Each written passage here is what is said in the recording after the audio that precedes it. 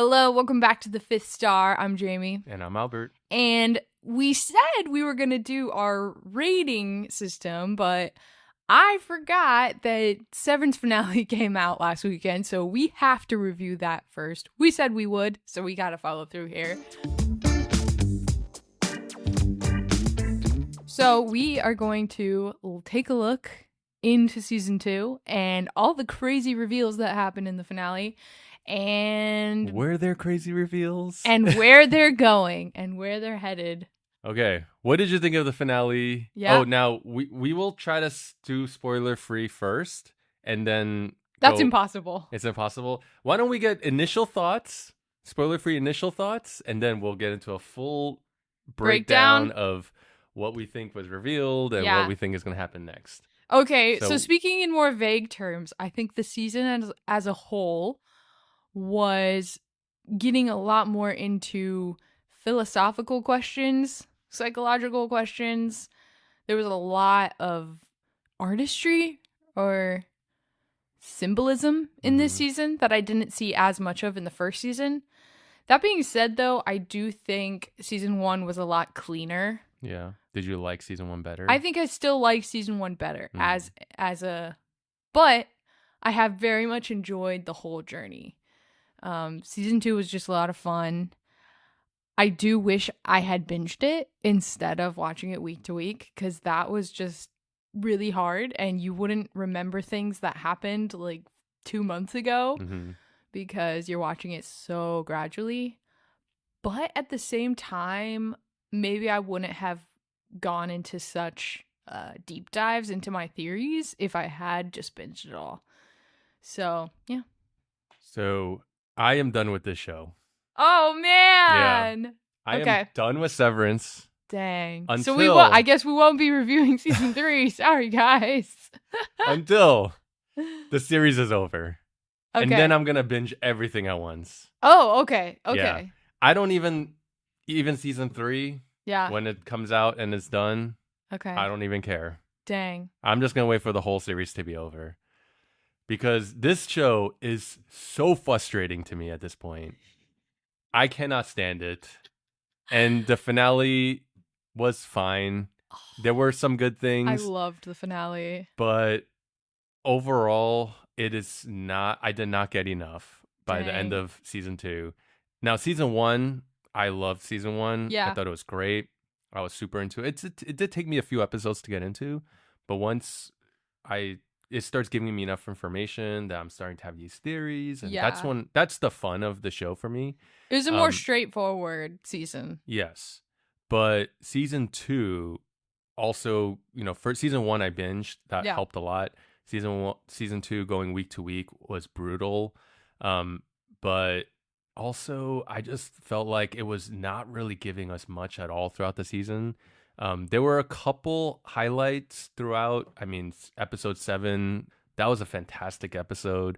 I think that without that episode, this whole season would just have been just complete a waste of time for me. Oh, man. Yeah, because you guys could check out our episode 7 review. Yeah.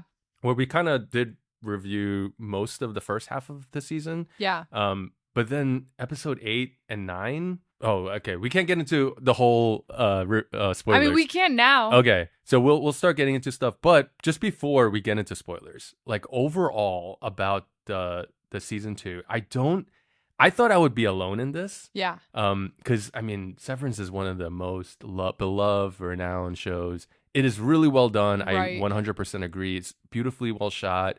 Well written in the sense of they have a certain vibe and world that they're building. It's original. Yeah, and it's original, it's creative.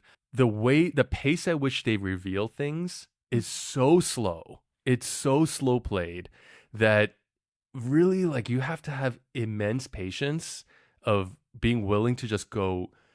Wow, thanks. I guess I have immense patience. Yeah. I never thought of myself nothing as a else patient person. Nothing else is like this. No movies, no shows. Everything else gives you incremental revelations and things like that along the way that keep you engaged. But Severance intentionally withholds it for vast amounts of time.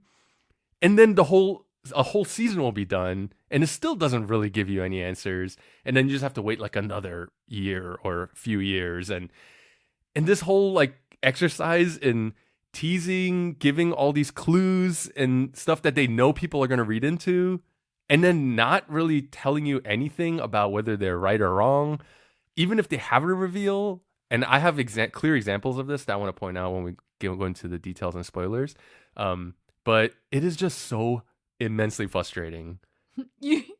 Oh my gosh. Wait. I know I said that already, but that's how I feel. But you just said frustrating. Oh, frustrating. There we go. I guess I guess frustrating and what did I say? Frustrating. Yeah. It makes me flustered because I'm so frustrated. It's frustrating.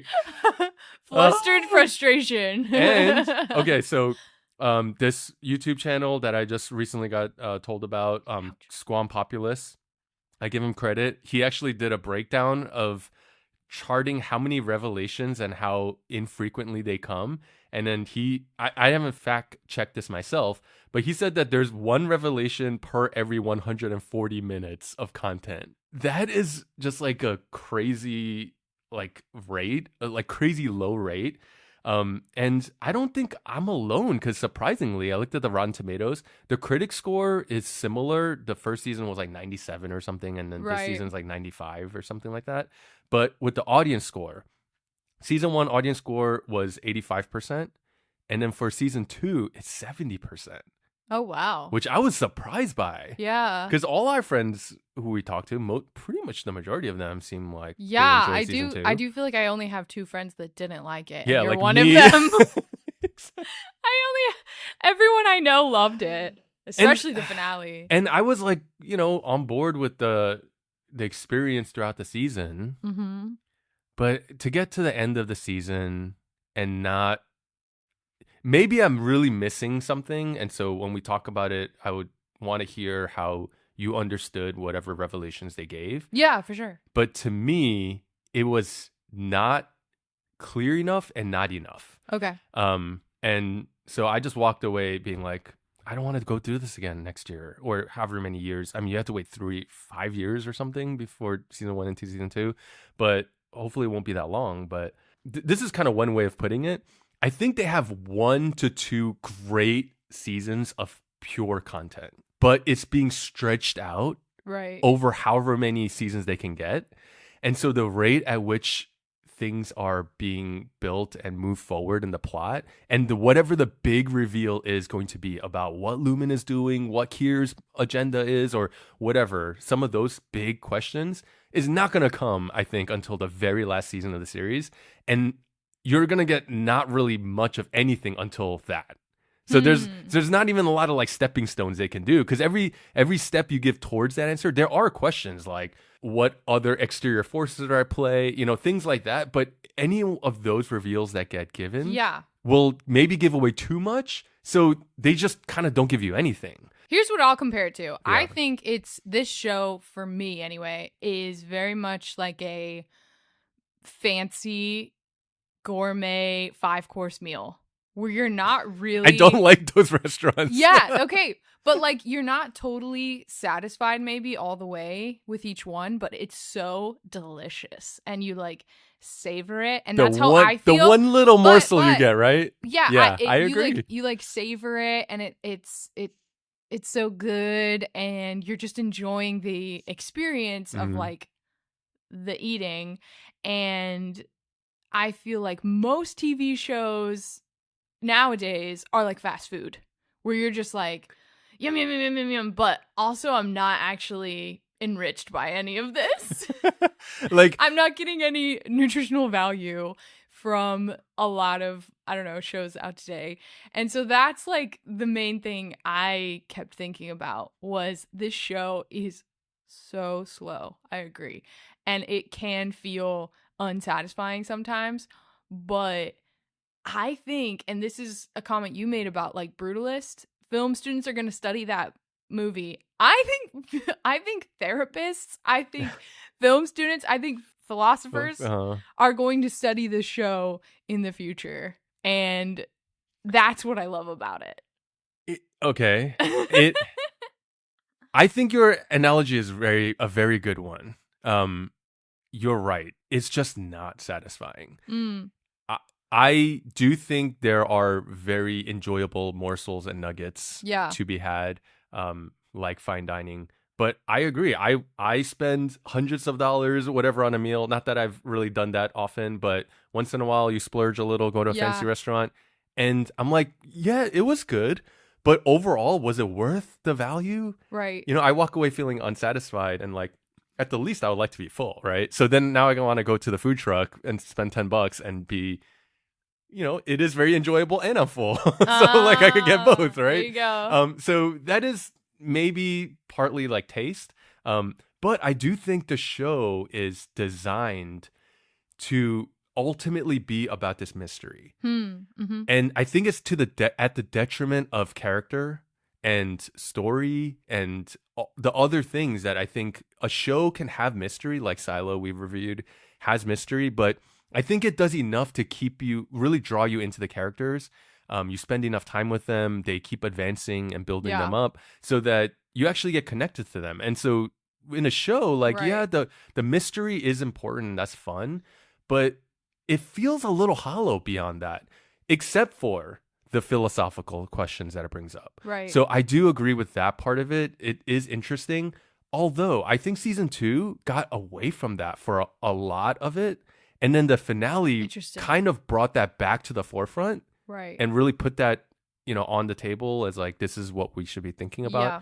And I enjoyed that. But I was like, where was this the rest of the season? Interesting. Because the rest of the season seemed like a lot of minor character development, some backstory, and some kind of dilly-dallying around not advancing the plot, but really not getting much kind of philosophical discussion to offset that, Yeah.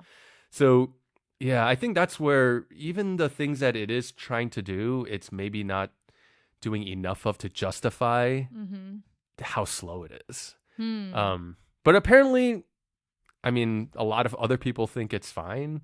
Maybe because they're binging it. I would be curious to know genuinely, if you guys watch Severance, did you like season 2? Yeah. Was it satisfying?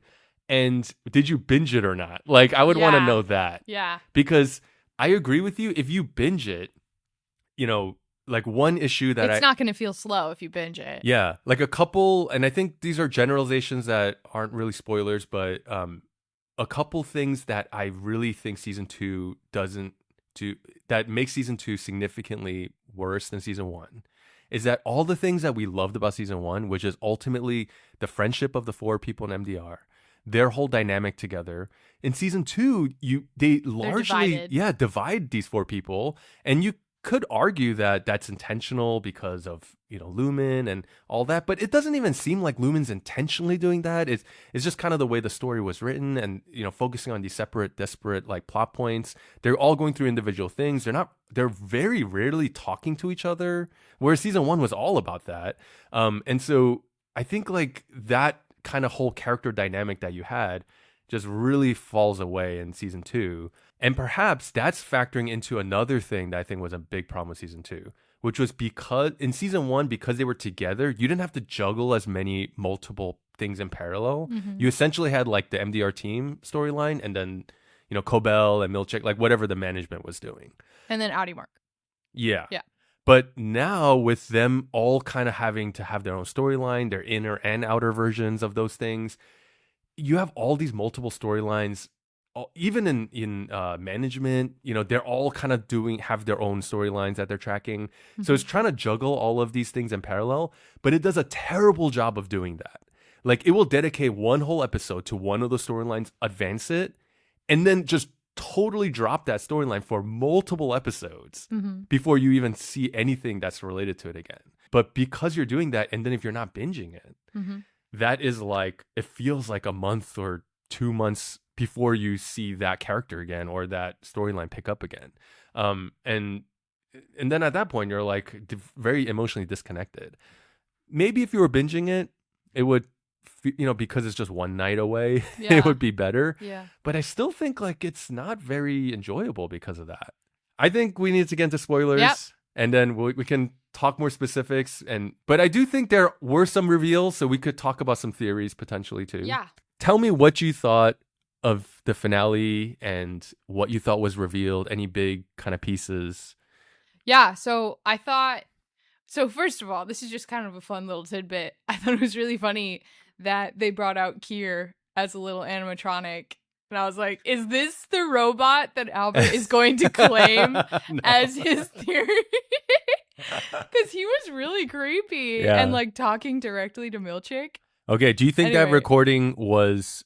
Okay. That was somebody talking to him. You don't think directly. It was pre-recorded? Oh, no way. Yeah. He was reacting. It went off script, right? Yeah. Because it seemed initially like it could have been a scripted off script kind of thing. But then he reacted. Yeah. Yeah. That was really weird. So is that not just Jame? I don't know. I really don't know. It could have been like a voice filter to sound like Kier. I'm not sure. But I kind of got scared at that part. I thought the Kier animatronic might attack him or something. Anyway, overall big picture, I really loved it. I thought it was so artistic and just fun. Mm-hmm. And it really broke away from the rest of the show's pattern, especially with the violence. Like, that sudden violence was so off-putting, I guess, because you're just not used to Mark being physical like that. And then you have this giant drumlin guy who's like just punching him right in the face, and there's blood everywhere, and it was just shocking. Like, it got me. And then I also thought I've been waiting for them to do this, the Innie and Outie Mark conversation. It was so interesting, and I wasn't expecting it to go in that direction. I agree. I thought for sure, I was like, finally, they're going to talk, they're going to get on the same page, they're going to be after the same goal. And it wasn't until they had that like argument that I was like, wait a second. He's right. They're not on the same page. Yeah. Innie Mark would not go along with this, especially because this whole season, they've been building up his relationship with Helly and making Helly like his priority. And that started to make sense because I was frustrated episode 6, I think, because I was like, nothing's happening. But actually, I guess what's happening is establishing Mark and Helly as a stronger couple so that you can kind of believe in his choice at the very end. If they hadn't done that, I would have been like, what are you doing, Mark? And so I thought his whole argument about, well, if I help you get your wife out, what happens to me? I'm done. And then Helly and I can't be together. And it's just this really tough choice where you're like, neither situation is the right choice, you know? Like, I obviously am biased because I want Gemma out. And I care way more about Gemma because she's been more of a victim, I think, than Helly. And plus, Outie Mark has been grieving her this whole time. And it's brutal. But would you have said the same thing at the end of season 1? What do you mean? Like, were you rooting for Innie, Mark, and Helly to get together, or were you rooting for Outie, Mark, and Gemma to get back together? Well, at the end of season 1, since they don't reveal that Miss Casey is his wife until episode 8, I think, or episode 7, I think, and then there's like 2 episodes. I don't really remember. I remember thinking like, oh, I really want to get her out.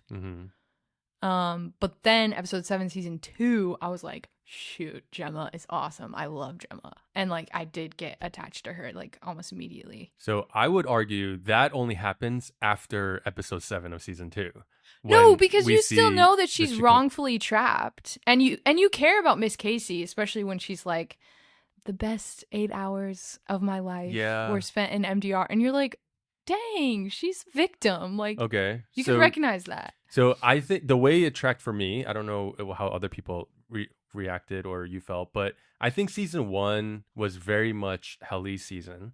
We start with her. She was like the main character. She's the one that's driving it because like Mark is just like, this is the way it is. We need to follow like Lumen, and Helly's the one trying to get out. Yeah. Right? And she's really bringing to the forefront this theme of the Innie versus the Outie and the rights of the Innie. And we're trapped down here and all that kind of stuff. She's the rebel. Yeah. And she was great. Mm-hmm. And that's part of why I think we get really drawn into that world. Mm-hmm. We're rooting for them to break free. And then the Gemma reveal happens and you're like, okay, that's really crazy and interesting. But then when it ends on season 1 with she's alive, like I would say that is one of the best season finales like I've ever seen on TV. Just it was you so get chills. good. Yeah. And I'm so glad I wasn't in the boat where I had to wait 5 years 3 years or 3.5 2.5. Yeah, just however many years to get to this point.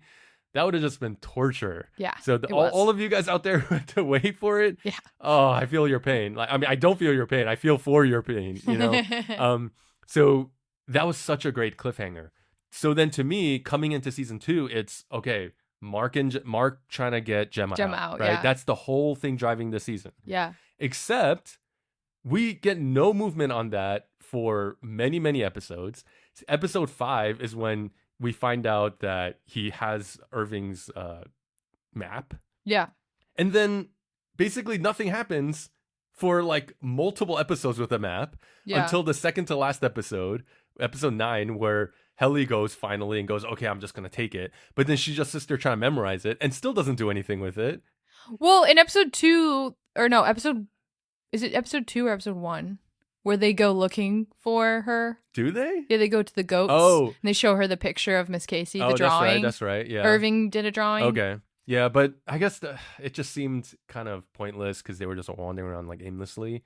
But once you get the map, you're like, where to go. Right. Right? And then they're just finding every reason to not go because now we're going to have like a side melodrama between, the fact that Mark cheated on Helly and, without realizing. But the finale made all that make sense to me because I realized this whole time Innie Mark's goal is not the same as Outie Mark. Okay, so and I hadn't considered that. Exactly. That's the point. It's that we hadn't considered it because they didn't focus on it at all. Well, I think it's because I as an audience member, I'm just speaking from my own personal perspective. It is hard for me to like think of them as different people. Innie Mark and Outie Mark. I can see that. And so I get confused, probably as much as the characters do, because I'm looking at Innie Mark and thinking, why aren't you getting your wife out? Mm-hmm. And then I'm like, wait a second, that's not his wife. And that stuff doesn't quite click because you feel like you're watching the same character, but it's not. It's discombobulating for sure. Okay, but so I thought that season 1, I was rooting for Mark and Helly. Mm-hmm. When we find out it's Gemma and then it ends with that cliffhanger, I was like, okay, it should be about Outie Mark getting Gemma back. All of season 2 should be about that. But then... And Outie Mark's doing his darndest. Yeah, but he's trying. But then it's Innie Mark having this whole thing with Helly and he thinks it's Helly and then they, get together. Oh, yeah. And then it's Helena, so which is fine. Like, that's a fine plot twist. But it totally... distracts you away from his whole thing about getting to Gemma, right? Because Innie Mark does have his own thing going on, but it's not like he's really thinking about it that much. It's just like this whole other thing happening. Yeah. And then when Helly comes back, she kind of just disappears from the story. Like she becomes like almost I missed her. A background person. Missed her a lot in this season. and then so we kind of forget that Innie Mark even has feelings for Helly, like because once they have the awkward like thing about what all the stuff that went down, like she just is gone until pretty much the second to last episode. She starts to kind of reappear, and then in the last episode. Yeah. So I thought because of all that, and then but in the meantime, she's only not in 2 episodes. Yeah. 7 and 8. Okay, and then but in 7 you have the whole thing with Gemma, and then if you weren't on board with Outie Mark and Gemma getting back together, you were after that episode. Yeah, like that was such a great episode, giving all the backstory. Because that's one thing I did feel like I was missing was I was being told that he loves Gemma, but we never got to see it. Right. And then so being able to see all of their backstory, it was like, oh yeah, they need to get back together. Like he needs to go find her. And you feel for his pain a lot more. Because you're like, wow, he really did lose like an amazing person. Yeah. And then it goes to that whole thing. And then at the very end, all of a sudden, it's like, okay, so even in the finale, Mm-hmm. You have Helly, who's like sitting there in the dark with Mark at the computer as he's about to finish Cold Harbor. And he's like, I don't know, I could just not finish it and all this stuff. And then Helly goes, but Mark, I'm her, you know? And then he goes, okay, tear, now let me finish it. I was like, why does Helly want to help Mark get with his, you know, like, because that's what I love about that's what's it just so felt hard so unmotivated about the ending is that both Helly and Gemma are great options. And it sucks because you want him to be with both of them, but he physically can't. But I think we, at this point, want just Mark Outie to be with Gemma. And then now it's we're being told, okay, and then the whole like final choice happens. And then he decides to go with Helly. And then, which makes sense. I mean, it does make sense because of the finale and because thematically they're bringing it back again. But and plus, it kind of they're both the same person inside. Mm-hmm. So of course he's going to do everything he can to save the person he loves. Yeah. Outie Mark would do the same. Yes, I agree, and which is what he did, right, for Gemma. And so it's the, if you wanted to do that, it should have been flip flopping back and forth, like running in parallel, that conflict. But it was just like total switch to Gemma, then total switch to Helly, and then total switch to Gemma again. And then, you know, like, so. Yeah, but they are separated. They are physically separated. I don't know. So that final moment for me, honestly, that ending was kind of very flat. It's like he gets her out and then he decides to go with her. And I'm like, okay, that was stupid. Like, what are they going to do now? Like, there are cameras everywhere. Where are they running to? That's what he said at the very end, though. It could be just for 5 or 10 minutes. 10 minutes, yeah. Which like, that makes sense. If you think you're about to die, it's kind of like the Seeking Friends at the End of the World, where you're just like, okay, who do I want to spend the last like moments of my life with? Mm-hmm. And I think Innie Mark has probably come to terms with the fact that he is going to not exist anymore. Now that he's finished Cold Harbor, he's been told he's not of any use, and they got Gemma out. So I think he's realized he's done, but he will spend whatever time he has left with Helly. That is how I interpreted it. Okay. So that's fine and it makes sense for his character. Yeah. I think the problem is that it has like no stakes for season 3. I disagree. Because at the end of season 1, it was like, okay, I'm on board for season 2 because I know what we're trying to do. For end of season 2, you're like, where are we left with? So this is so interesting. Like, and I stole this. Yeah. This is not from my own mind. Mm-hmm. My husband actually told me about it. I think he got it from Reddit or somewhere online. But basically, this could all very easily be tied to a lot of different types of mythology, but particularly Greek mythology. And if you think about it, Lumen kind of represents like the underworld, and it's where are you familiar with the story of Orpheus and Eurydice? No. Okay. Orpheus goes to the underworld because Eurydice, his wife, died, and he wants to take her out of the underworld and like bring her back to the living world. The problem is that when he makes a deal with Hades, the king, who I think people are saying Jame is basically Hades. Yeah, makes sense. King of the underworld. Hades makes a deal with him, and he's like, I'll let you take her back to the living world, but you cannot turn around to make sure she's following you. You can't, if you turn around to make sure, because it's all about doubt and like doubting reality, then you will lose her forever. And so he makes the whole journey without turning around. And then at the very end, he turns around and he loses her forever.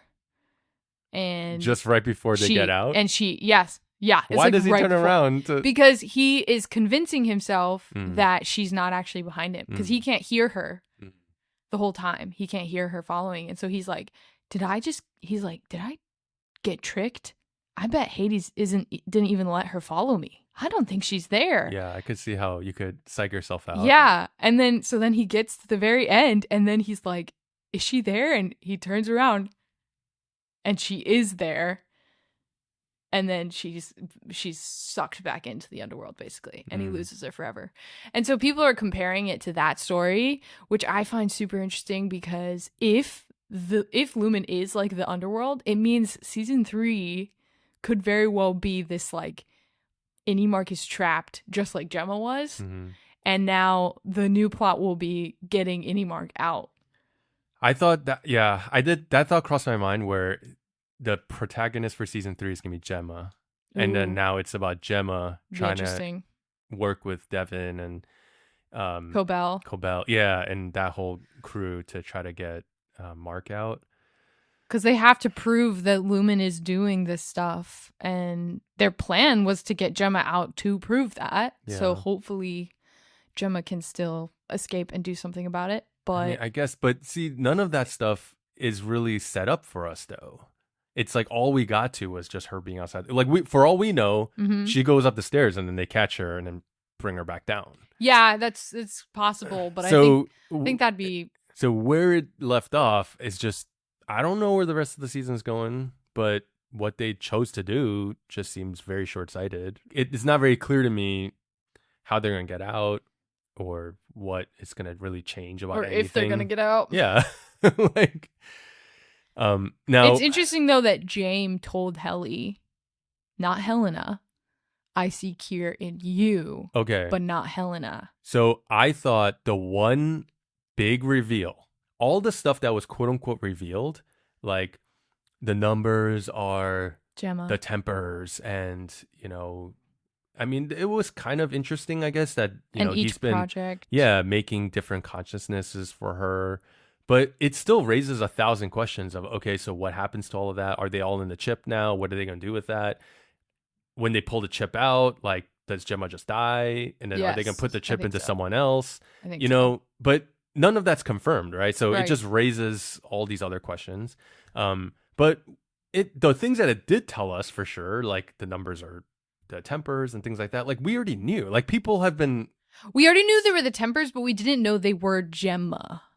Like specifically. Okay, that's fair. And we didn't know that the projects were like her them creating those consciousness that she could now embody. Yeah, but we did see her go into each room and have a severed personality. So whether you call that as personality or part of the brain versus like we didn't connect the dots that the microdata people were the ones making them. Well, we don't know if the microdata are the ones doing it because we don't know what Irving, Dylan, and Helly are working on.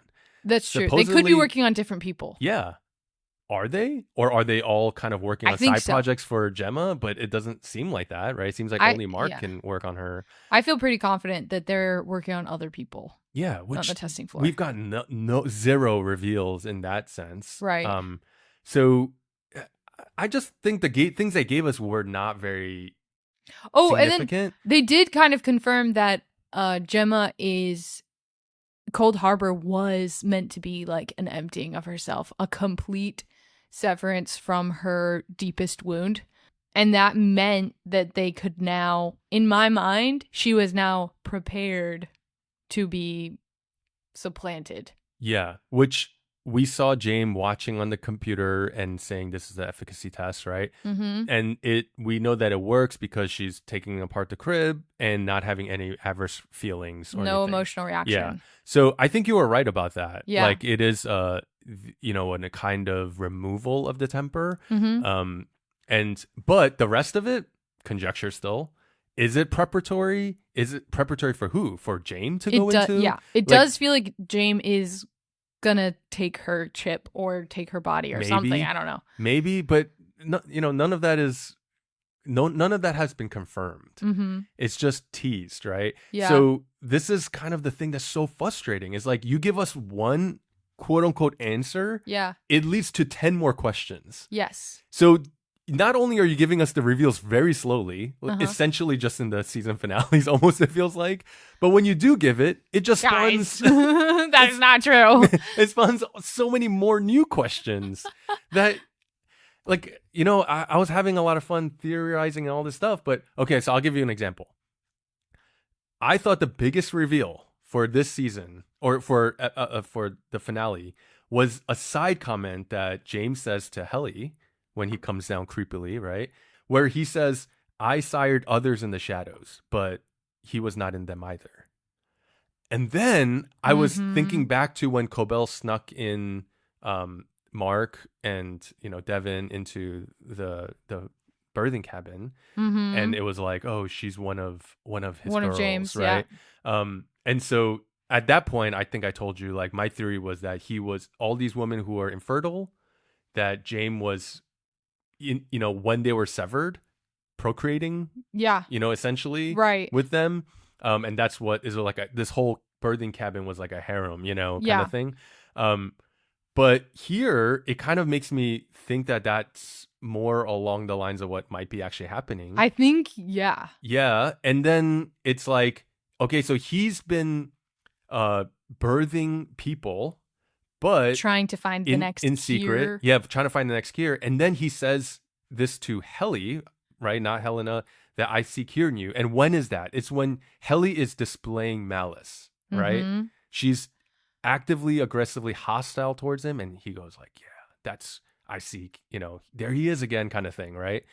And then it's interesting because Cobell said that Cobell's aunt or whatever says the same thing that Kier said about her when she was younger, that Kier saw he saw Kier in you, right?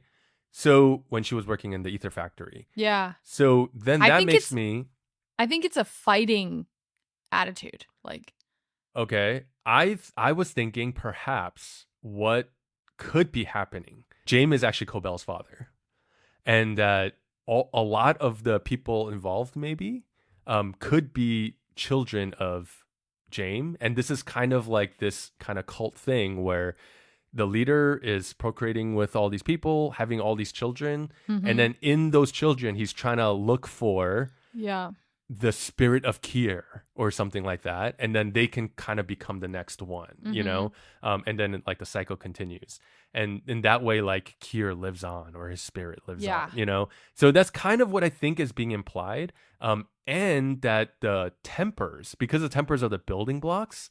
Yes, people come to Lumen to try to remove their negative feelings, because there's references to like Kier's taking away the pain of the world, right? In the animal sacrifice thing happens, it's like he's continuing his eternal fight with pain. So people come to them to remove their negative tempers and pain, but actually those things are being Lumen perhaps is harvesting people's tempers to build back Kier's consciousness. Is kind of like a potential theory, I think. Interesting. Yeah, where it's actually those things that are the things that give people life, right? And in a way, Lumen's like sucking the life out of people in order to like bring Kier in his full humanity or full consciousness or something. I don't know. So, okay, like, fine. Like, this is the same game we've been playing, right? You get this piece of information and you're like, okay, what could this mean? You're connecting all these dots. Now I have all these other fun theories, but now I got to wait a whole other season to see if I'm right. And then inevitably, maybe some of it's going to get like contradicted and go, okay, I don't think that's right. But at this point, I don't even care if I'm right or not, right? Like, just tell me something so I know whether I'm on the right track or not. But everything is left open. And then the new information just complicates everything. And then it's like, okay, now I have to come up with all these other theories and more theories. And so the one piece... You don't have to. I don't have to, but... I think you like to. Oh my gosh. It's like, okay, I'm siring I sired others in the shadows. But I didn't see Kier in them. So he's looking for Kier. So, okay, I know something, but I still don't really know anything. And I just have more questions. It's interesting. But what did you think of that reveal? Well, I think it's interesting because you're right. The only people who have been told that they have Kier in them are Helly and Cobell. And they're probably the most fiery characters out of everybody. And so I think the fire or the... because she even gusto says to is Mark, what they're looking for. Like, he told me something creepy, like he saw the fire of Kier in me, which he didn't actually say fire, but she interpreted it that way, right? Oh, did she? Yeah. Oh, I missed that. Yeah. But I think like they both Cobell and Helly are like fighters, but it's more so that they're go-getters and leaders, because both of them are not afraid to rock the boat and both of them are not afraid to do what it takes to get what they need. And I think that's something that Helena lacks. Helena is very much a follower. Mm-hmm. She just does what she's told. She's trying to please her dad. She's trying to please her which is dad probably what or she doesn't want the her grandfather. to do. Yeah. And I think that that's something that irritates Jame a little bit, where he's probably not seeing leadership qualities in her and therefore doesn't want to pass on the CEO hat to her, maybe. Yeah, that's kind of interesting, because if this is all a metaphor about corporate work structures and politics and all that kind of stuff, like we see this at play, right? Where CEOs, have a question of who's going to succeed me. Is it going to be my child? But like even a movie I saw recently, Apple TV movie, Sharper, it's like you have John Lithgow playing really prominent person, and then he's like, oh, but my son just doesn't have it, he doesn't have the goods. And so maybe it's making a statement about that, maybe.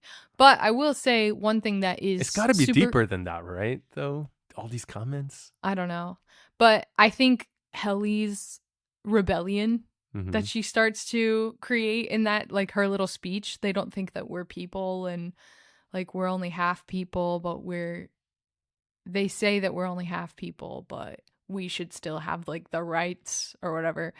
And she's like making this whole speech to the band, which I loved. The band, that whole scene was so good, and it brought back like the Milchick that's, I feel like, has been missing this season. Yeah. Also Milchick is a beast. But anyway, sorry, I'm getting off topic. Like, basically maybe as strong as an android would be. But anyway, Helly, I think, does such a good job of rallying everyone together. And then I agree with you that Dylan's arc was really unsatisfying this season, especially because I really liked him in season 1 and kind of was irritated by him in this season. However, I'm really glad that he ended the season standing up to Milchick, because that's kind of how he was starting to go, end of season 1.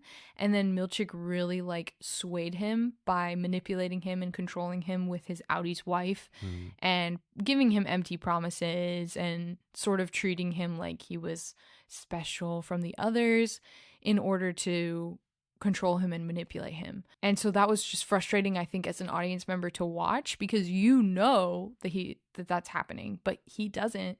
And then at the very end, he stands up to Milchick again, and you're like, okay, good, he's back. Like, I think he's back, and he's ready to like not fall for this anymore, I hope.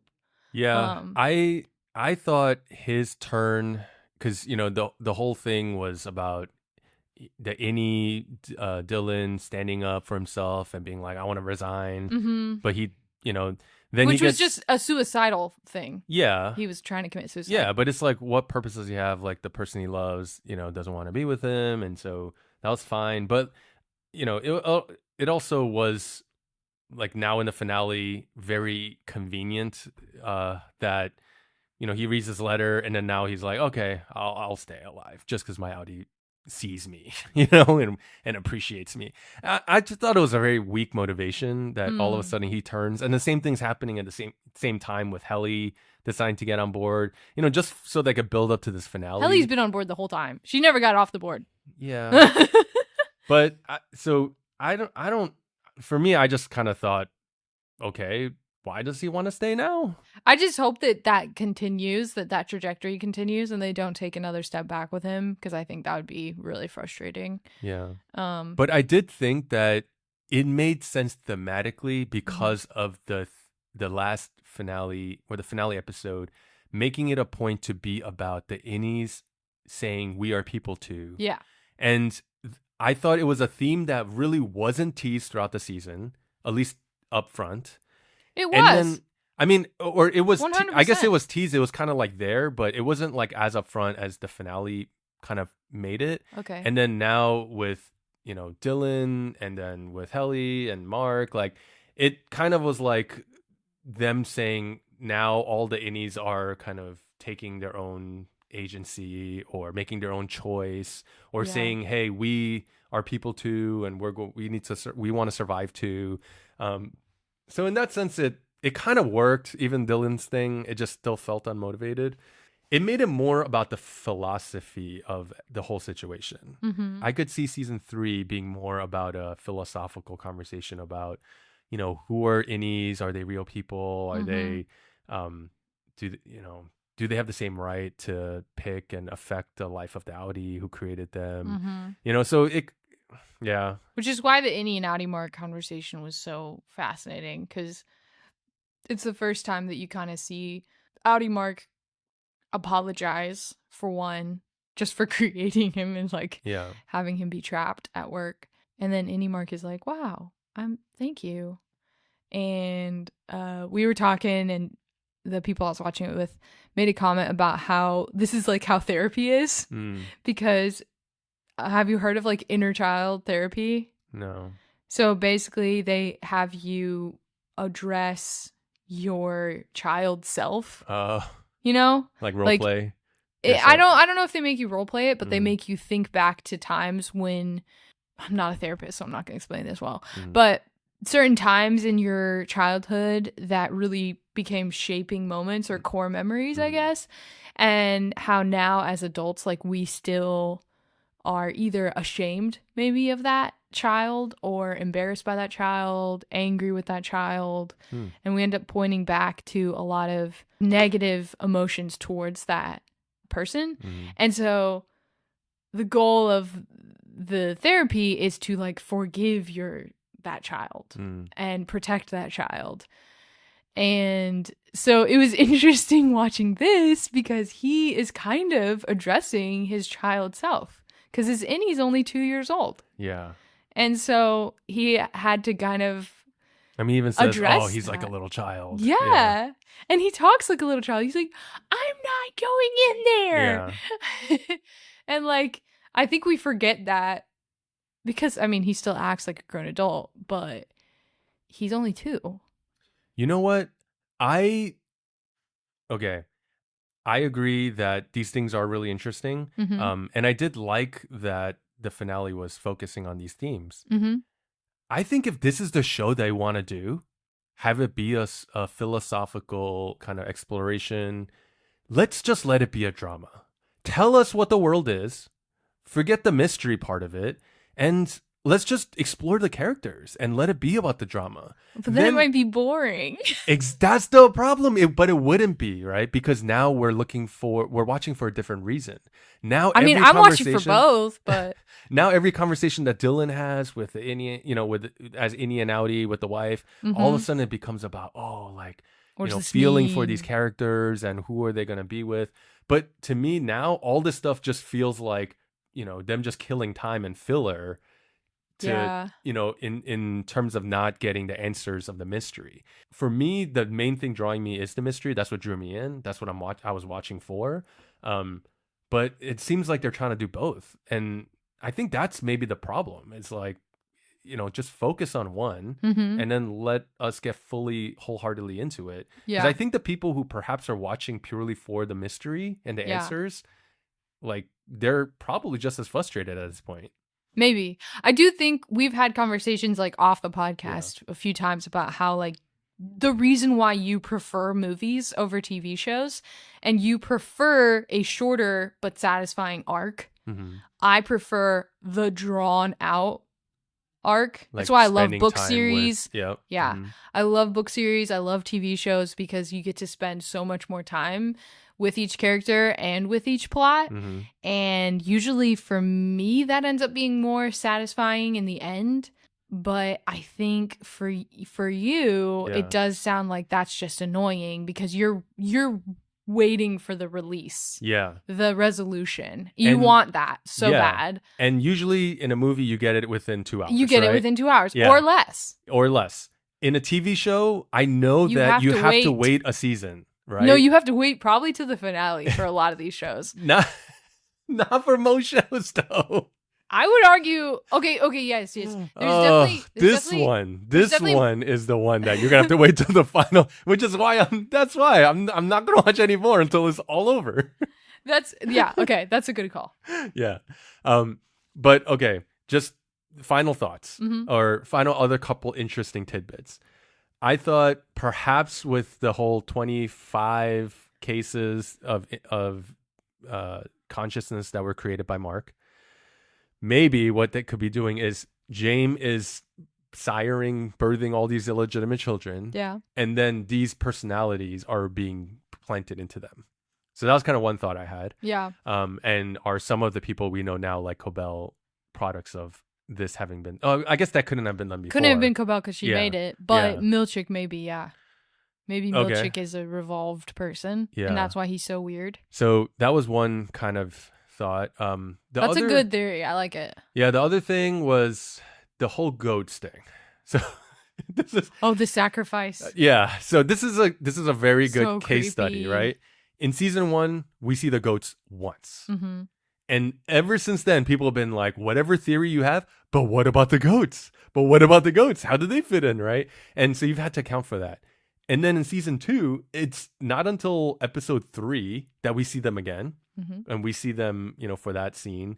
But again, that scene only raises more questions. What's up with the belly button thing? Like it doesn't give us any answers, right?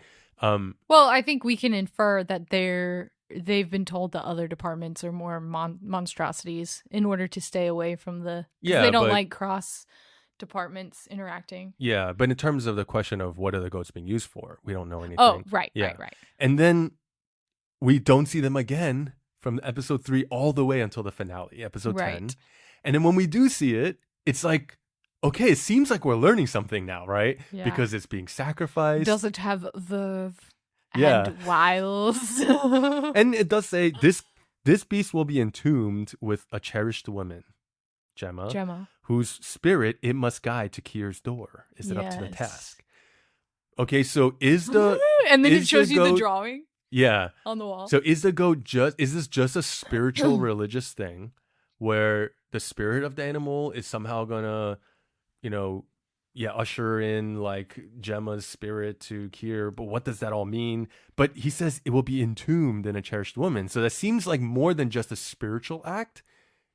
So I'm thinking, okay, so then is the brain theory still alive? Like we're gonna take the brain and then put it in Gemma, and then something's gonna happen.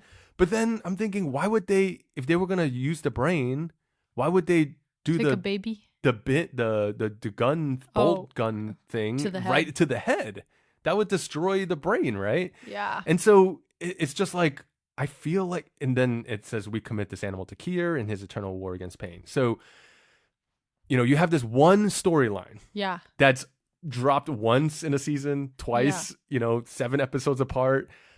And in the end, I still don't know anything. Well, I think that a lot of the show, what it's trying to do and why it's so confusing is because we don't know how much of this is like science versus honestly magic or mysticism. Yeah, we don't know that. Both are being teased. It feels a lot like a pagan ritual, right? And is that how you read the goat thing, the goat sacrifice? Do you think it's purely spiritual? I don't know, but I do think that the goats are just, goats in history and throughout all religions basically represent sacrifice. And that's true for tons of mythology and stories. And so there is a big part of me that thinks for some reason they have to sacrifice a being. And I don't know how that ties in scientifically, but it definitely adds a layer of creepiness that maybe didn't exist before, where you're thinking, what are they going to do ritualistically? And like one theory I heard was like, maybe that's how they did it before. Yeah. So hypnotism. Okay. And some kind of weird mystical magic, I don't know, to get people to transfer consciousnesses. And now that it's modern times, they've been able to create more scientific ways of doing things. Yes. Scientific methods. So I do think that makes a lot of sense because it's so creepy. The Cobell episode, it might have, it might have seemed kind of pointless, but that backstory does kind of tell us some stuff because the ether was how they were doing it. We don't know exactly, again, still any of the answers to the rituals, but the break room feels very hypnotic. Yeah, that's true. Yeah. But I think, it does seem like the goat sacrifice has always been happening and they did it with ether. It was much more ethereal in the way they did it. But now it's kind of being done. So the sacrifice might still just be part of the ritualistic part of it. Maybe.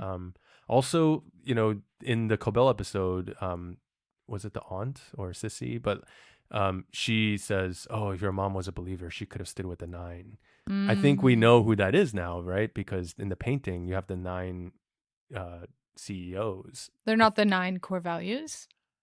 You see 9 figures at the top of the painting standing there, and those are the CEOs. And I didn't even think of that. There were 9 of them. Yeah, I took a picture. I counted because not when I watched it. I took a picture and then I was like, just a few days later, I was like, "Oh, there are the 9," and then I counted and I was like, "Oh, there are 9 there." Ooh. And so I think the 9 are the previous, like the gods of the whoever all the different CEOs that have revolved. Wow. And they're looking for the successor, I guess, now. But why would Cobell's mom be seated with them? Well, I think because if they saw Kier in her, and her mom would get she followed through and stayed in, then maybe the Kier consciousness spirit would have entered her. Oh, and maybe that's why she's become the new CEO. That makes sense, because the stakes for her are, I want my mom is something. She wants something for her mom. So maybe, and then because the mom didn't get it, she tried to become that. Maybe she made a deal to get her mom to that part of heaven. I don't know. There's a lot of Mormon themes too, where you're layers of heaven and earth. Yeah. Or heaven and hell. Yeah. Which Lumen, if it is the underworld, there are literally levels. Yeah. into hell. So, okay, closing thoughts. Do you feel excited about season 3? Are you fully on board still? Yeah. Okay. Yeah. And what's your big expectation for season 3? I don't know. I do want them to draw it to a satisfying conclusion. I don't want them to go on forever and ever for the sake of money. I hate it when shows do that. It's what Lost did, and honestly, the writers of Lost they've come out and said that they're irritated that producers pushed them to keep writing the show because they didn't plan on it. So I would be upset if they did that to Severance, because they were like, "Oh, your show's so successful, keep making more." That would be annoying. But I do think that I'm very much invested in the world and the characters, and I'm planning on binging all of it again in a couple months, probably. And are you going to watch season 3 back week to week, or are you just going to binge it? Season 3? I don't know. I haven't decided yet. Okay. Guess we'll find out. But I do want to I do want to binge the whole of season 2 just to see if there's a difference. Rewatching it is easier though, because you're not so much trying to figure it out. You're more so just seeing all the things. Anything. Seeing if you miss anything, but you're more so seeing things that have to do with the actual story and character and not so much the mystery. But yeah. I mean, I could see rewatching all of it just to be like, now that I know everything, is anything taking on new meaning? Are there new clues based on what I know now? But I'm over it. I'm sorry. It's not your fault. Trust me, it's not your fault. It's Ben Stiller's fault. I'm more so sorry that we won't be able to enjoy it at the same time anymore. Too bad. The next time we talk about Severance will be the series finale. Probably. Well, let us know what you thought.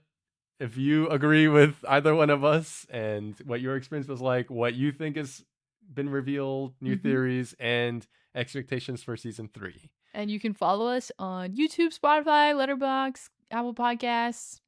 And next week, we will be coming back with our rating system explained for movies. Yes. And join us next week as we continue our quest for the 5th star.